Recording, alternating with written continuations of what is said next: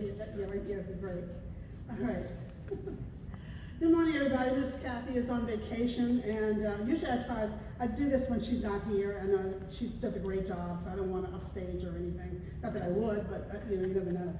Hey, sweetie, how are you? Hey, I'm going to ask the congregation and you guys, you're a little too young, but let's ask everybody. Have you ever had somebody come up to you and say, hey, you know what, I have a secret, and I'm going to tell you the secret, but do you promise not to tell? No? Nobody's had that? When I was in high school, that's all I got from all my high school friends. Secrets. This guy's going to ask you to date, but he never does. So they broke a promise. Okay, so today we're going to look at standing on the promise of God, what God has given us. And it's not just my word, it's in the Bible. There are tons of promises God has made. If you look in Genesis all the way through the Bible, I've already counted like 7 of them. I've been trying to research it, and it's been fascinating because one of my favorite hymns is standing on the promise of God. And so that is one reason why I'm bringing this up today. So look in the Bible if you get a chance. Just play a game at home and say, hey, let's look at the Bible and see if we can find all the promises God has made for us. So this is called standing on the promise of God. So I'm going to have, Sharon's going to stand, have 2 feet on the promise of God. Do you have any problems with that, Miss Sharon? You're going to fall or anything? See, God is, go ahead. Not at this time, okay. God is mighty and strong. And when he makes a promise, he keeps the promise, okay? All right, so let's reverse it. Now we're going to say, okay, let's us make a promise to God. Okay, so here it is. All right, this is ours. Can you stand on this? This is our promise to God. When Moses was given the 10 Commandments, can you try? Just 1 foot. Okay, she can only stand on 1 foot. When Moses was given the 10 Commandments by God, God didn't say, hey, Moses, just make sure the people knew at least 3 out of 10, or 2 out of 10 of the commandments. He wanted us to promise that we would learn all 10 commandments. Did you know that 79% of the population of the United States knows the names of the 3 Stooges?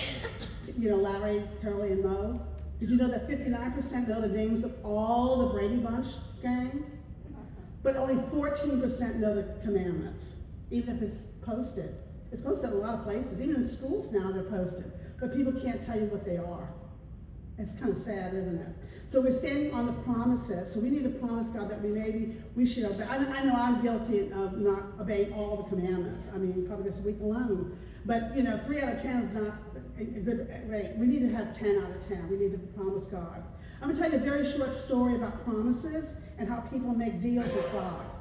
Okay? There was a little boy, not this age, but about 12 years old, and he went to his mother because she was calling him. She said, hey, here's a basket. I need you to go outside the woods and get some blueberries. So she gives him the basket, but she said, do you promise to bring me back blueberries? Yes, Mama, I promise you. I promise I will bring it back to you. But, Mama, I need you to make a deal with me. If I bring back the blueberries, you're going to make me a pie with the things I bring back. Deal. They shook on it. Okay, he went to the woods. He saw a raccoon. He saw a possum. He saw a squirrel. He sat under a tree. He fell asleep. Didn't collect anything. Okay? Then he hears his mother calling. He wakes up. He goes, oh no, I got to get blueberries. So he gets the basket. He quickly puts moss. He puts dirt, and he puts leaves, and he puts a bunch of blueberries on top. Oh, she'll never know. So he brings it home, and he tells his mother, here, Mom, here's my basket full of blueberries. She said, okay. And he said, you made a promise. You promised that whatever I bring, you're going to make me a pie. Oh. She said, absolutely. Oh, no. Absolutely. Oh. The next day, she makes him a pie. When he bites into the pie, he gets a mouthful of moss, leaves, and dirt, and some squished berries.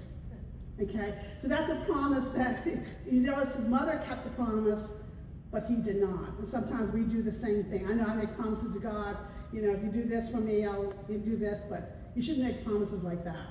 That brings us to the last thing, which is Russell Carter wrote the song, Standing on the Promises of God. He wrote the song. He was a brilliant man in the 1800s, but unfortunately when he was 30 years old, he was diagnosed with heart failure. The doctors told him, we don't know whether you're going to live a day, a week, a month, or a year. But go home and die. Prepare yourself. Go back to church. He said, well, I haven't been to church in 14 years. I only go to Christmas and Easter. I'm one of those kind of people. Then he realized that He's forsaken God. So he went back home, he wrote the song, Standing on the Promise of God, and he made a promise to God. He said, I don't care if you cure me. I have not been faithful to you, but I will be faithful for you for the rest of my life. And he lived another 49 years.